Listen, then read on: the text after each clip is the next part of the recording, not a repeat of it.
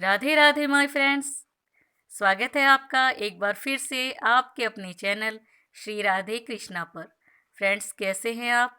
I hope कि आप जहाँ भी हैं बहुत खुश हैं, एकदम स्वस्थ हैं, मज़े में हैं, आनंद में हैं। फ्रेंड्स, आज मैं आपके साथ शेयर करने जा रही हूँ श्री कृष्ण जी भक्त, श्री ठाकुर जी भक्त संत रविदास जी की कथा और ठाकुर जी की लीला। तो लीला को आप पूरा सुनिएगा फ्रेंड्स। उम्मीद है आपको ज़रूर पसंद आएगी। फ्रेंड्स, काफ़ी समय पहले की बात है। संत रविदास जी का जन्म, रैदास जी का जन्म एक धनी परिवार में हुआ। जो संत रविदास थे, रैदास थे, वह संतों की सेवा में हमेशा तत्पर रहते थे। संतों की सेवा में उनका बड़ा मन लगता था। ठाकुर जी की भक्ति में उनका बड़ा मन लगता था। हमेशा वह नाम जप करते थे। तो एक दिन की बात है, रैदास जी के पिताजी ने जब तिजोरी खोली और अपना धन देखा, तो उसमें से कुछ धन कम पाया, पैसे कम पाए।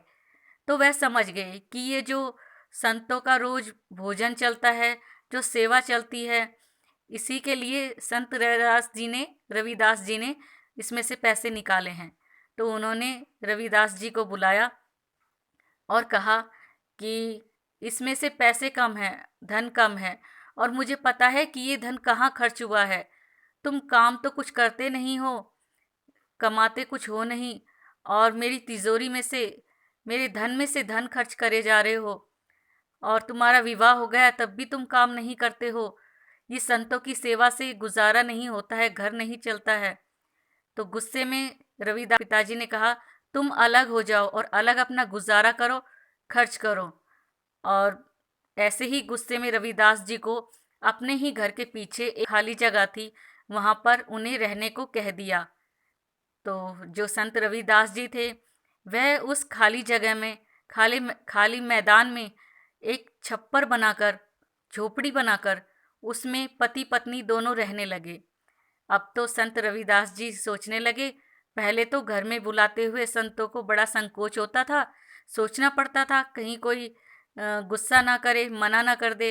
पर अब तो मैं संतों को बुला सकता हूँ, उनकी सेवा भी कर सकता हूँ। तो जो रविदास जी थे, रैदास जी थे, उन्होंने घर के गुजारे के लिए जो अपना कुल था उस हिसाब से काम शुरू किया। जूते चप्पल बनाने लगे। तो संत वहाँ आते रहते और वह जो भी जूते चप्पल बनाते, उन्हें बेचते। उनसे वह घर का गुजारा भी करते और संतों की सेवा भी करते। तो एक दिन की बात है, अब जो ठाकुर जी थे हमारे, उनसे संत रविदास जी का, रैदास जी का ये दुख देखा नहीं गया कि पहले वे कितने ऐशो आराम से रहते थे, धनी परिवार में थे, उनके पास धन की कोई कमी नहीं थी। और अब वह पति पत्नी रूखा सूखा खाते हैं और छप्पर में रहते हैं, झोपड़ी में रहते हैं। तो एक दिन जो हमारे ठाकुर जी हैं, श्री कृष्ण जी हैं, वे एक संत का वेश बनाकर रैदास जी के घर पहुँचे। और जैसे ही संत को देखा, तो रैदास जी हाथ जोड़कर खड़े हो गए। बोले, साधु महाराज, संत महाराज, मैं आपकी क्या सेवा करूं?" तो जो संत वो थे हमारे रैदास जी, वो चतुर्थ वर्ण के थे। और तो उन्होंने सोचा कि शायद अगर मैं यहाँ से कुछ खाने पीने की चीज़ दूंगा तो ये सोचेंगे इनका धर्म भ्रष्ट हो जाएगा। तो इसलिए उन्होंने उनसे कहा कि आप एक काम कीजिए, खाने की सामग्री ले लीजिए और यहाँ बनाइए और आराम से भोजन खाइए। तो जो संत थे, उन्होंने कहा, नहीं नहीं, मैंने सुना है कि तुम्हारी पत्नी बड़ी अच्छी कढ़ी बनाती है, पकोड़े वाली, बड़ा अच्छा खाना बनाती है। तो मैं तो बना के खाने नहीं आया हूँ। तो जो संत रविदास जी थे, तो उन्होंने सोचा कि शायद ये बना के नहीं खा सकते हैं। तो उन्होंने कुछ धन दिया रविदास जी ने, रैदास जी ने, कि आप बाजार से फल फ्रूट, फल, मिठाई जो भी है वो आप खरीद लीजिए और खा लीजिए। तो जो संत थे उन्होंने कहा, नहीं, मुझे तो आपके हाथों का बना, आपकी पत्नी के हाथों का बना भोजन खाना है। तो जो संत रविदास जी थे, वह अब तो उन्हें समझ में आ गया कि ये संत उस तरह के नहीं हैं जो छुआछूत पर विश्वास रखते हैं और जो अहंकारी होते हैं। तो उन्होंने कहा, अब आपकी यही मर्जी है तो हम आपकी पूरे मन से सेवा करेंगे। तो उन संत के लिए, जो ठाकुर जी संत बन के आए थे, उनके लिए उन्होंने, पति पत्नी ने अपने हाथों से खाना बनाया और संत को भोजन कराया। तो जो हमारे ठाकुर जी हैं, जो संत बने हुए थे, उन्होंने जब भोजन वगैरह कर लिया तो उनके पास एक पारसमणि थी, ठाकुर जी के पास, जो संत बने हुए थे, वो पारसमणि निकाल के और जो रैदास जी थे उनको दी, ये लो मेरे आशीर्वाद के रूप में। तो रैदास जी ने कहा, ये क्या है? तो वो जो हमारे ठाकुर जी संत बने हुए थे, उन्होंने कहा कि ये पारसमणि है, जिस भी चीज़ को छुएगी सोना कर देगी। तो रैदास जी हमारे बहुत ही सीधे सरल, उन्होंने कहा कि ये पत्थर मुझे नहीं चाहिए, मुझे इसकी ज़रूरत नहीं है और हमारा गुजारा बहुत अच्छे से चलता है, मुझे और पैसों की और धन की ज़रूरत नहीं है, आवश्यकता नहीं है। तो जो संत थे उन्होंने कहा, तुम रख लो, हो सकता है कभी तुम्हारे काम आए। तो रैदास जी ने कहा, ठीक है, आप इतना ही आग्रह कर रहे हैं तो इस छप्पर में, इस झोपड़ी में आप जहाँ रखते हैं वहाँ रख दीजिए और जब चाहे आप ले जाइएगा।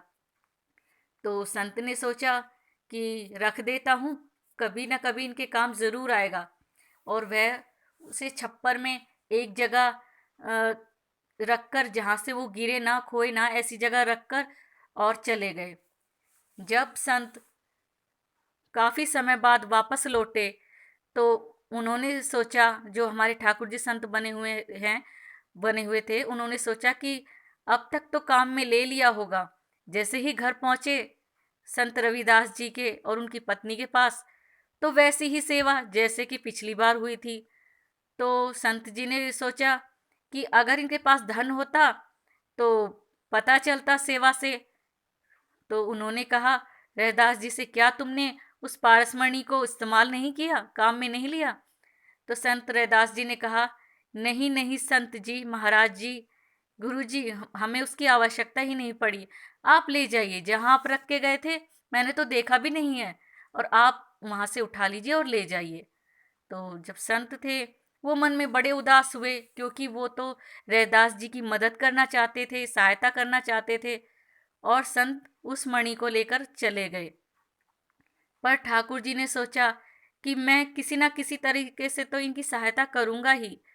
तो जब भी रविदास जी, रैदास जी मंदिर जाते, ठाकुर जी के मंदिर दर्शन करते, तो कभी उन्हें मोहरे पड़ी मिलती, 4-5 मोहरे, कभी यहाँ, जब भी अगर दूसरे मंदिर में जाते तो वहाँ भी उन्हें मोहरे पड़ी मिलती सोने की। अब तो उन्हें मंदिर जाने से भी डर लगने लगा कि कहीं किसी मूर्ति से फिर सोने की मोहरे ना गिरने लगे, ना प्रकट हो जाए, नीचे गिरी हुई ना मिले मुझे। तो एक दिन सपने में आके ठाकुर जी ने रैदास जी से कहा कि देखो, मुझे पता है कि तुम जीत गए हो, पर तुम मुझे जिता दो मेरी खुशी के लिए। तो जो संत थे उन्होंने ठाकुर जी की जो ये बात थी, जो सपने में उन्हें नजर आए ठाकुर जी, उसे ठाकुर जी की आज्ञा मानकर कि ठीक है, आपकी यही इच्छा है, तो अगले दिन जब वो मंदिर गए तो उन्हें सोने की मोहरें पड़ी मिली, तो उन्होंने उसे ले लिया। पर उस धन से उन्होंने संतों के लिए एक जगह बनवाई रहने की, जहाँ रात दिन भंडारा चलता था, संतों की सेवा होती थी और भजन कीर्तन चलता था। एक बार की बात है कि उसी राज्य में संतों की सेवा जब वह कर रहे थे, तो कुछ ब्राह्मण लोग थे वहाँ के, जो अहंकारी लोग थे, जो सोचते थे कि भगवान केवल ब्राह्मणों का ही है और कोई उन्हें नहीं बज सकता है, उनकी सेवा नहीं कर सकता है। तो उन्होंने ये बात राजा से कही कि तुम्हारे राज्य में अकाल पड़ेगा, सूखा पड़ेगा और तरह तरह की बीमारियां आएंगी, ऐसे राजा को डराने लगे। तो राजा ने कहा, भला क्यों, क्या कारण है? तो उन ब्राह्मणों ने बताया कि हमारे होते हुए पूजा पाठ तो हमारा काम है, ब्राह्मणों का। एक जो चतुर्थ वर्ण का मनुष्य है, आदमी है, वो देखो संतों की सेवा कर रहा है और ठाकुर जी का भजन कीर्तन कर रहा है, उनकी सेवा कर रहा है। ऐसा नहीं होना चाहिए, उसे कोई अधिकार नहीं है। तो राजा ने कहा, ठीक है। राजा ने संत रविदास जी को, रैदास जी को अपने महल में बुलाया, सभा में बुलाया और कहा, जो भी ब्राह्मणों ने कहा था वो सारी बात राजा ने रविदास जी को कही, रैदास जी को कही और कहा कि आप ठाकुर सेवा, संतों की सेवा छोड़ दीजिए। तो जो रैदास जी थे उन्होंने कहा, ठीक है, अगर इनका ये मानना है कि ठाकुर जी मुझसे सेवा नहीं करवाना चाहते, मैं ज़बरदस्ती उनकी सेवा करता करता हूँ या संतों की सेवा करता हूँ, तो मैं अपने ठाकुर जी जो वो लेकर आए थे, आसन पे विराजमान थे, उन्होंने कहा मैं ठाकुर जी को इस सिंहासन पे बिठा देता हूँ आपके पास में, और ये ठाकुर जी अगर मुझसे सेवा करवाना चाहते हैं तो मेरे पास चल के आएंगे, और अगर ब्राह्मणों के पास जाना चाहते हैं, उनसे सेवा करवाना चाहते हैं तो उनके पास चले जाएंगे। तो क्योंकि ये सब राजा के सामने हो रहा था, तो राजा ने कहा ठीक है, और ब्राह्मणों को भी ये बात स्वीकार थी। तो कुछ समय बाद जब संत रविदास रैदास जी भजन करने लगे, कीर्तन करने लगे, तो जो ठाकुर जी थे वह आसन समेत ही चलने लगे, और चलते चलते संत रविदास जी की गोद में आकर आसन समेत बैठ गए। यह नज़ारा, यह दृश्य सबने देखा, और सभी रैदास जी की जय जयकार करने लगे, उनके चरणों में गिर गए। और ब्राह्मणों भी ने भी ये बात मानी कि जो ठाकुर जी हैं वो खुद रैदास जी से अपनी सेवा करवाना चाहते हैं, संतों की सेवा करवाना चाहते हैं। तो ऐसे हैं हमारे ठाकुर जी, वह किसी में भेदभाव नहीं करते हैं।